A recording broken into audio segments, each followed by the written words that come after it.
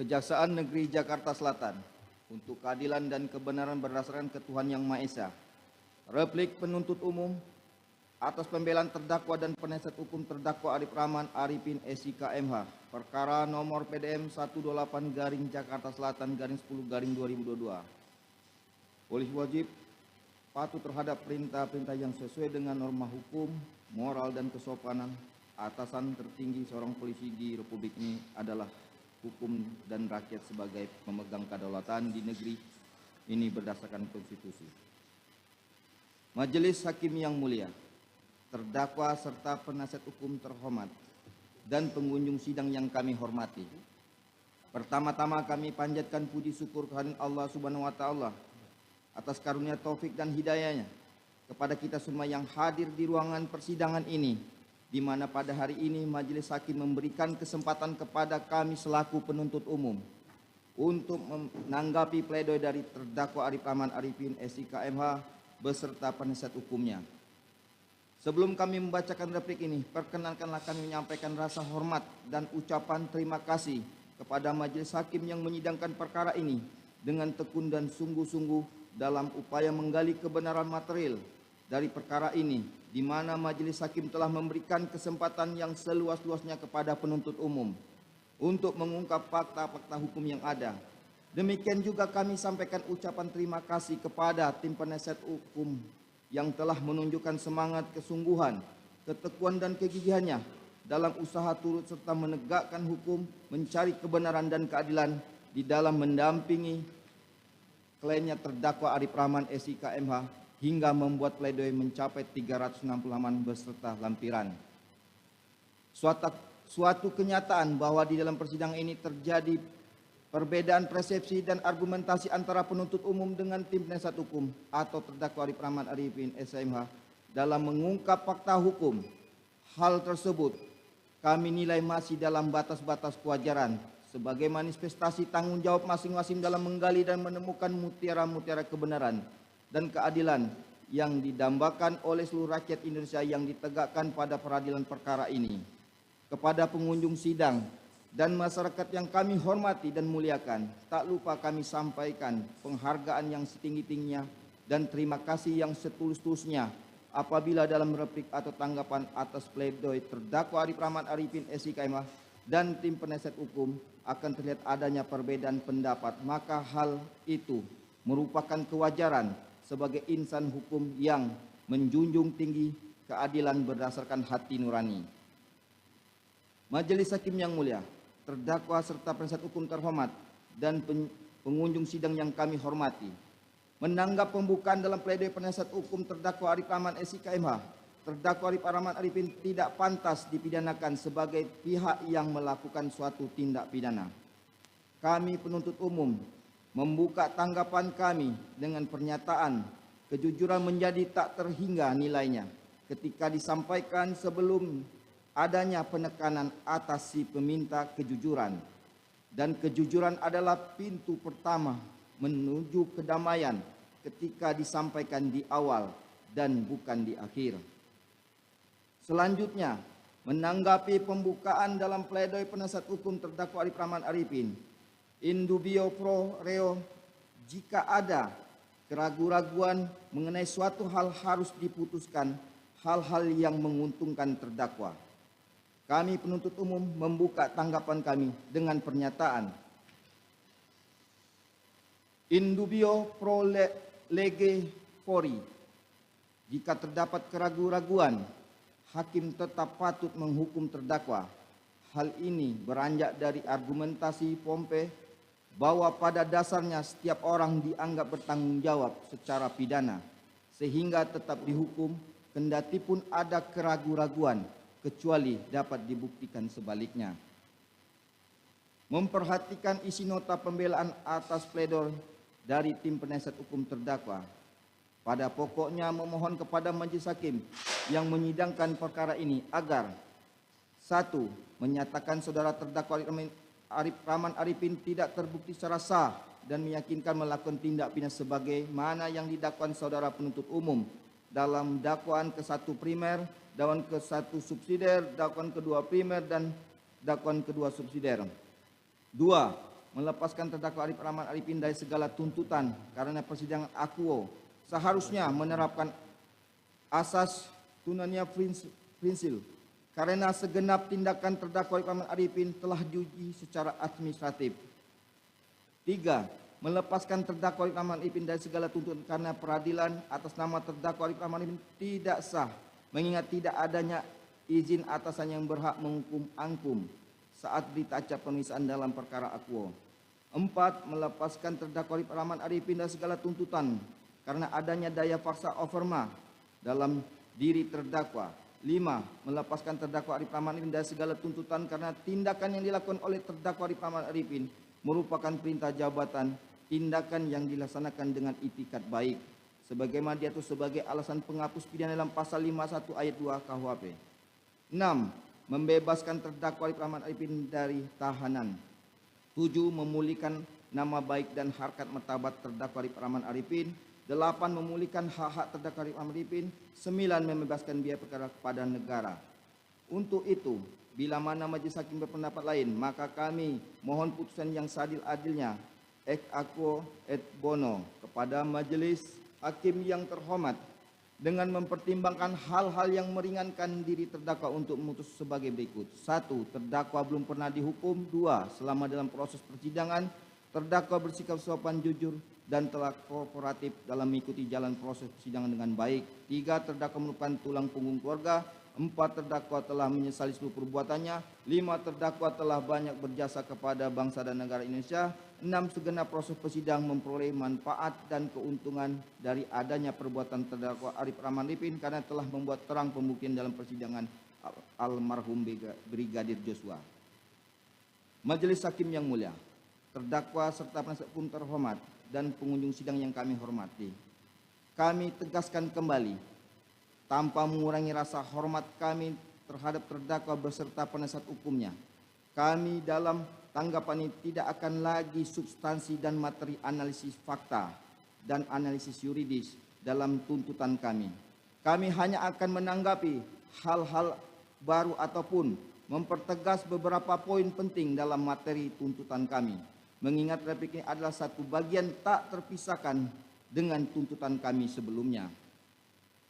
Bahwa permohonan tim penasihat hukum terdakwa Arif Rahman Arifin dalam pledoinya didasarkan atas pertimbangan analisis yuridis yang telah diuraikan dalam nota keberatannya pledoinya dengan beberapa dalil.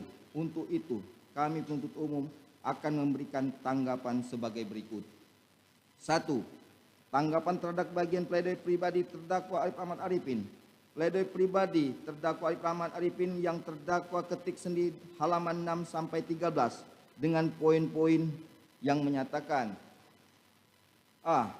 Penyalahgunaan keadaan oleh atasan terhadap bawahan sehingga menyebabkan dilema moral. Pendapat penuntut umum bahwa terhadap pendapat terdakwa Arif Rahman Arifin di atas cukup dapat dipahami, mengingat posisi terdakwa Arif Rahman Arifin merupakan bawahan langsung dari saksi Ferdy Sambo.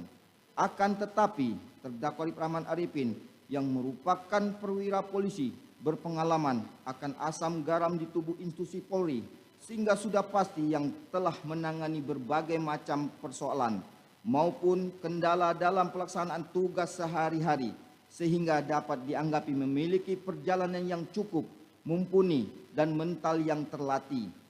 Akan tetapi terdakwa Arif Rahman Arifin dengan dalih melakukan perintah atasan dan ketidakmampuan untuk menolak dengan alasan dilema moral.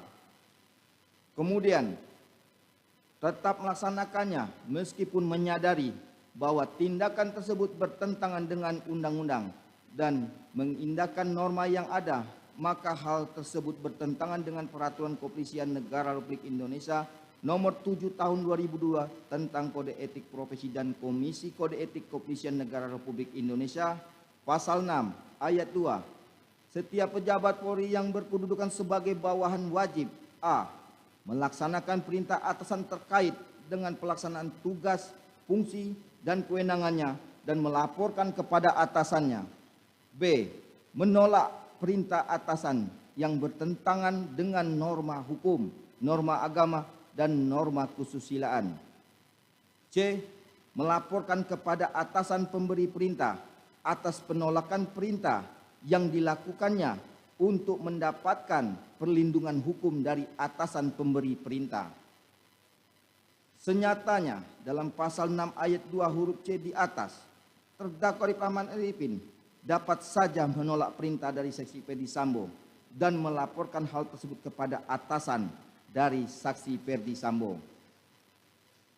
Dalam pledoi penasihat hukum terdakwa, terdapat lampiran petikan putusan sidang Komisi Kode Etik Polri atas nama Arif Rahman Arifin SIK MH nomor PUT garing 118 garing 11 garing 2022 halaman 2, di mana isi petikan putusan sidang komisi tersebut menyatakan bahwa terdakwa Arif Rahman Arifin pada saat Wakadan B Biro Paminal di Propampori tidak menjalankan tugas wewenang dan tanggung jawab secara profesional dan prosedural sebagai bawahan tidak menolak perintah atasan yang bertentangan norma hukum, telah melakukan pemufakatan pelanggaran KEP atau tindak pidana. Sebagai atasan telah memberi perintah yang bertentangan dengan norma hukum dan sebagai atasan telah menggunakan kewenangannya secara tidak bertanggung jawab. Sehingga dengan demikian dalil pledoi pribadi dari terdakwa Arif Rahman Arifin, penyalahgunaan keadaan oleh atasan terhadap bawahan sehingga menyebabkan dilema moral patut untuk dikesampingkan. B. Tanggung jawab atas terhadap bawahan, pendapat penuntut umum. Dalam prinsip pertanggungjawaban pidana, mereka yang melakukan, yang menyuruh melakukan, dan yang turut serta melakukan perbuatanlah yang dapat dikenakan sanksi pidana. Van Hamel mengatakan pertanggungjawaban pidana adalah suatu keadaan normal dan kematangan psikis dan kemahiran yang membawa 3 macam kemampuan untuk A. Untuk dapat mengerti makna serta akibat sungguh-sungguh dari perbuatan sendiri. B. Menginsafi bahwa perbuatan-perbuatan itu bertentangan dengan ketertiban masyarakat. C. Menentukan kehendak berbuat. Selanjutnya, dasar adanya tindak pidana adalah asas legalitas, sedangkan dasar dapat dipidananya pembuat adalah asas kesalahan. Hal ini mengandung arti bahwa pembuat atau pelaku tindak pidana hanya dapat dipidana apabila jika dia mempunyai kesalahan dalam melakukan tindak pidana tersebut dikaitkan dengan perbuatan yang dilakukan oleh terdakwa Arif Rahman Arifin yang telah memenuhi unsur tindak pidana, maka terhadapnya lah maka dapat dikenakan pidana meskipun tindakan yang dilakukannya tersebut atas perintah pimpinannya yaitu saksi Ferdi Sambo, maka terhadap keduanya patut dijatuhi hukum pidana yang sesuai dengan kapasitas maupun peranannya. Sehingga dengan demikian dalil pledoi pribadi dari terdakwa Arif Rahman Arifin, tanggung jawab atasan terhadap bawahan patut untuk dikesampingkan. C. Klasifikasi tentang ketidaktahuan perihal kronologis kejadian yang sebenarnya. Pendapat penuntut umum, sehingga seorang anggota kepolisian terdakwa Arif Rahman Arifin memiliki kirkah dan dapat membaca situasi manakala sesuatu hal dianggap janggal maupun berpotensi menimbulkan permasalahan di kemudian hari. Sehingga dalil terdakwa Arif Rahman Arifin atas ketidaktahuan perihal kronologis kejadian yang sebenarnya tidak dapat dianalogikan sebagai ketidakmampuan untuk mencari maupun mendapatkan informasi dari berbagai sumber. Sebaliknya hal tersebut merupakan salah satu keahlian dari seorang anggota kepolisian. Sehingga dengan demikian dalil pledoi pribadi dari terdakwa Arif Rahman Arifin, klasifikasi tentang ketidaktahuan perihal kronologis kejadian yang sebenarnya patut untuk dikesampingkan. 2. Tanggapan terhadap bagian eksekutif sumeri pledoi penasihat hukum terdakwa. 1. Menyatakan saudara terdakwa Arif Rahman Arifin tidak terbukti secara sah dan meyakinkan melakukan tindak pidana sebagaimana yang didakwakan saudara penuntut umum dalam dakwaan ke-1 primer, dakwaan ke-1 subsidiar, dakwaan kedua primer atau dakwaan kedua subsidiar. 1. Pledoi terdakwa Arif Rahman Arifin melalui penasihat hukumnya halaman 200 sampai dengan 236 bahwa dakwaan pertama primer saudara penuntut umum tidak terbukti secara sah dan meyakinkan. Yang ada pokoknya menjabarkan bahwa A. Pasal 55 ayat 1 KUHP dalam dakwaan pertama primer tidak terbukti. B. Unsur-unsur pasal 33 Undang ITE dalam dakwaan pertama primer tidak terbukti secara sah dan meyakinkan. C. Unsur melakukan tindakan apapun yang berakibat terganggunya sistem elektronik atau sistem elektronik menjadi tidak bekerja sebagaimana mestinya dalam dakwaan pertama primer tidak terbukti.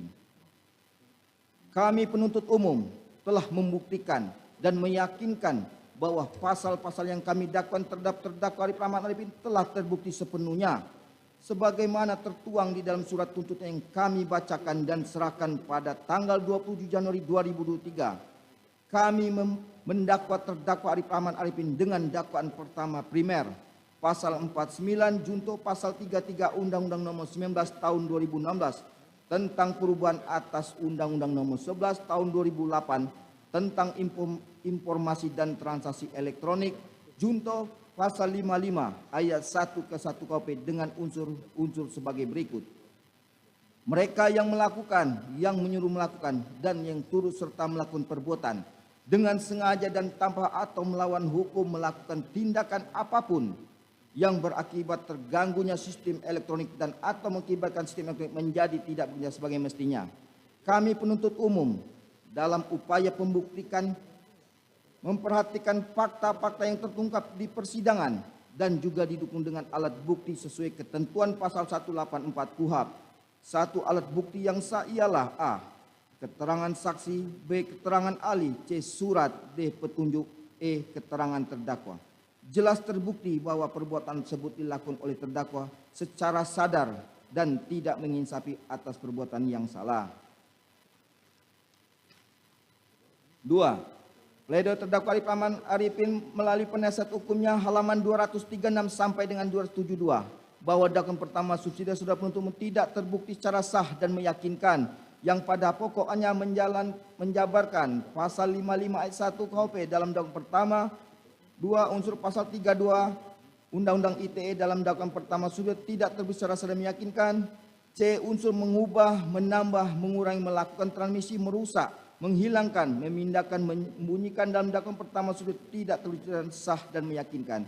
Justru terdakwa Arif Rahman dan saksi Baikunia yang berinisiatif untuk menyerahkan hasil salinan rekaman CCTV dan menyerahkan salinan rekaman tersebut kepada penyidik perkara Barreskrim di TPD Siber secara sukarela sehingga membuat terang peristiwa yang sebenarnya terjadi rumah dinas saksi Ferdy Sambo di Komplek Polri Duren 3 nomor 46. Kami penuntut umum mempertegas kembali kepada penasihat hukum bahwa kami tidak membuktikan unsur pasal subsidi pasal 4 junto pasal 32 ayat 1 Undang-Undang Nomor 19 Tahun 2016 tentang perubahan atas Undang-Undang Nomor 11 Tahun 2008 tentang informasi dan transaksi elektronik junto pasal 55 ayat 1 ke 1 KUHP.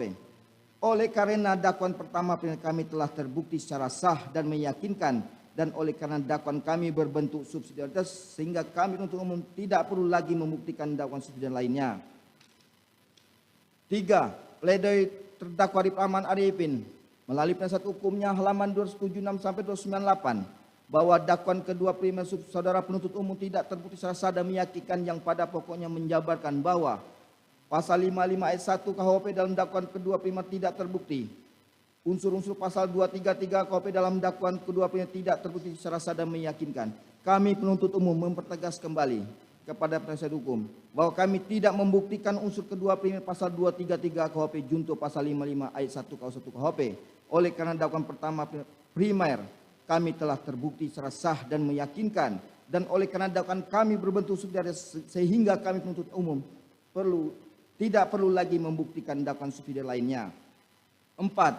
Pledoi terdakwa Arif Rahman Arifin melalui penasihat hukum halaman 298 sampai dengan 326 bahwa dakwaan kedua subsidiar saudara penuntut umum tidak terbukti secara sah dan meyakinkan yang pada pokoknya menjabarkan bahwa pasal 55 ayat 1 KUHP dalam dakwaan kedua subsidiar tidak terbukti. Unsur-unsur pasal 221 ayat 1 kedua KUHP dalam dakwaan kedua subsidiar tidak terbukti secara sah dan meyakinkan.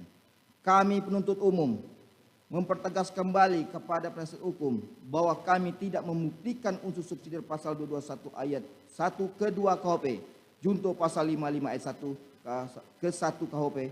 Oleh karena dakwaan pertama primer kami telah terbukti secara sah dan meyakinkan, dan oleh karena dakwaan kami berbentuk subsidiaritas sehingga kami penuntut umum tidak perlu lagi membuktikan dakwaan subsidiar lainnya. Alasan pelepas tindak pidana terdakwa Arif Rahman Arifin. 1.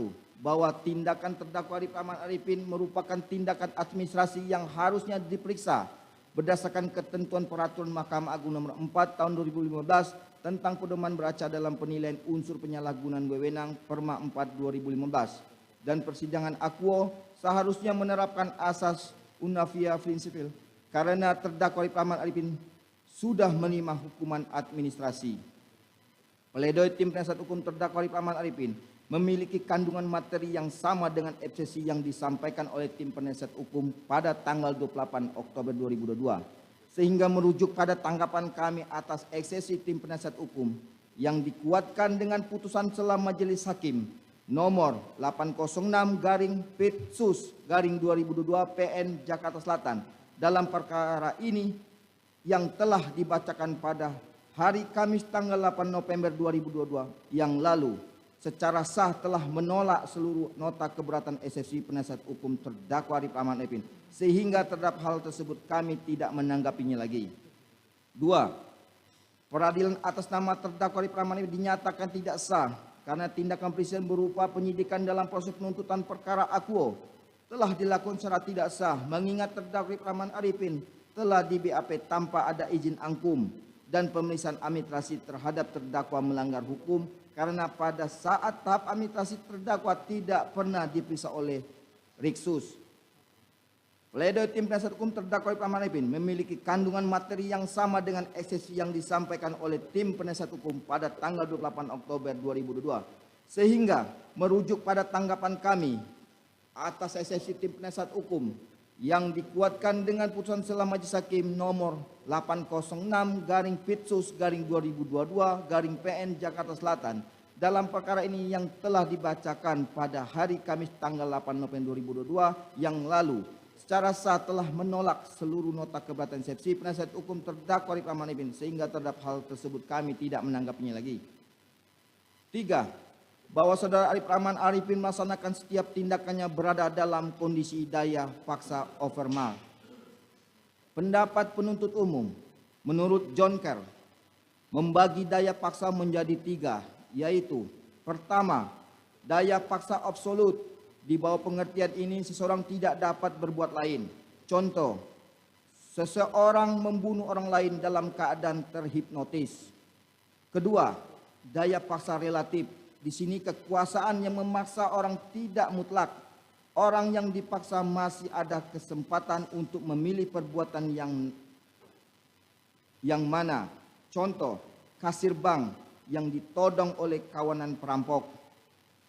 Ketiga, keadaan darurat, seorang berada dalam dua pilihan untuk melakukan perbuatan pidana yang mana berdasarkan keadaan-keadaan tertentu.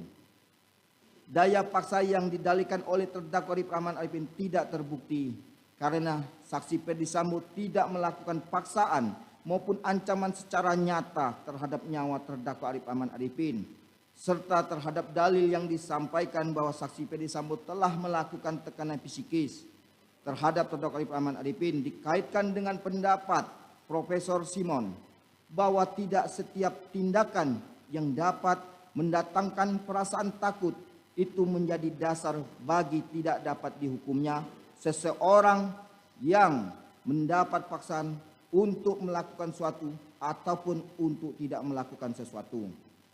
Perintah jabatan dengan itikat baik sebagaimana diatur dalam pasal 51 ayat 2 KUHP. Pledoi tim penasihat hukum terdakwa Arif Rahman Arifin terhadap pasal 51 ayat 2 KUHP. Ayat 2, perintah jabatan tanpa wewenang tidak menyebabkan hapusnya pidana kecuali jika diperintah dengan itikat baik mengira bahwa perintah yang diberikan dengan wewenang dan pelaksanaannya termasuk dalam lingkungan pekerjaannya. Perihal itikat baik itu sendiri dalam hukum Romawi disebut bona fides citi Ismi Janite Jeni menyatakan bahwa dalam pengertian subjektif itikat baik adalah kejujuran, sedangkan itikat baik dalam pengertian objektif adalah kepatuhan. Memperhatikan tindakan terdakwa Arif Rahman Arifin yang tidak jujur, memberitahukan bahwa telah terdapat kejanggalan dalam rekaman CCTV kepada penyidik Polres Jakarta Selatan, dan memperhatikan bahwa terdakwa Arif Rahman Arifin yang merupakan anggota kepolisian melakukan tindakan tidak patut, di mana terdakwa Arif Rahman Arifin mengatakan kepada saksi Baikuni Wibowo agar seluruh file dihapus sehingga tidak ada bukti. Padahal hal tersebut di luar lingkup pekerjaannya sebagai Wakaden B Biro Paminal Polri, dan terdakwa juga merusak dengan mematahkan laptop Microsoft Surface warna hitam yang merupakan barang bukti tindak pidana, maka perbuatan terdakwa Arif Rahman Arifin tidak dapat dikategorikan sebagai itikat baik. Terdakwa Arif Rahman Arifin hanya tetap diam dan merahasiakan hal tersebut hingga terbongkar dengan sendirinya. Bahwa terhadap hal-hal lain yang termuat dalam pledoi penasihat hukum yang belum terbantahkan dalam replik penuntut umum ini, maka penuntut umum menyatakan tanggapan tim penasihat hukum dalam pledoinya telah terbantahkan dalam replik ini yang merupakan satu kesatuan dengan surat tuntutan penuntut umum yang telah dibacakan pada hari Jumat tanggal 27 Januari 2023.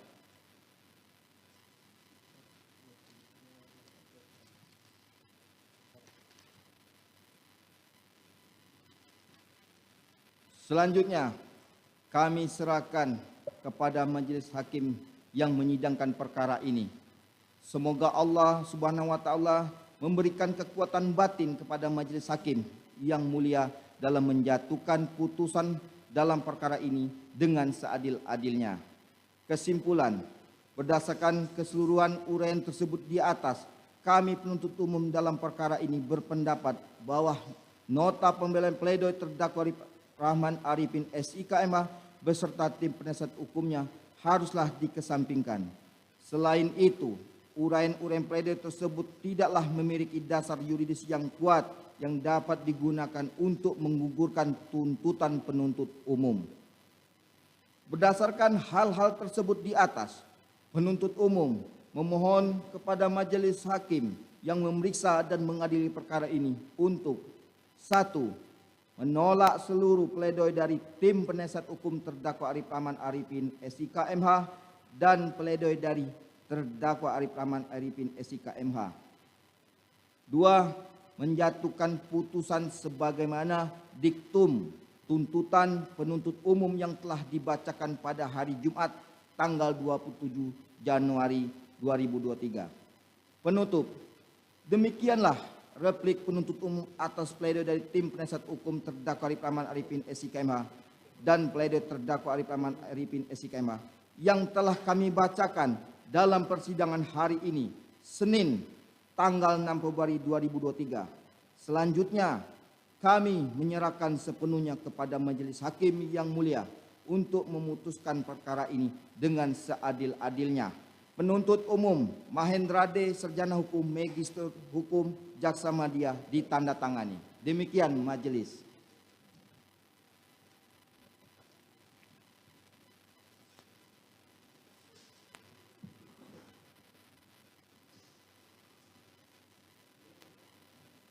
Terima kasih sudah nonton. Jangan lupa like, subscribe, dan share ya.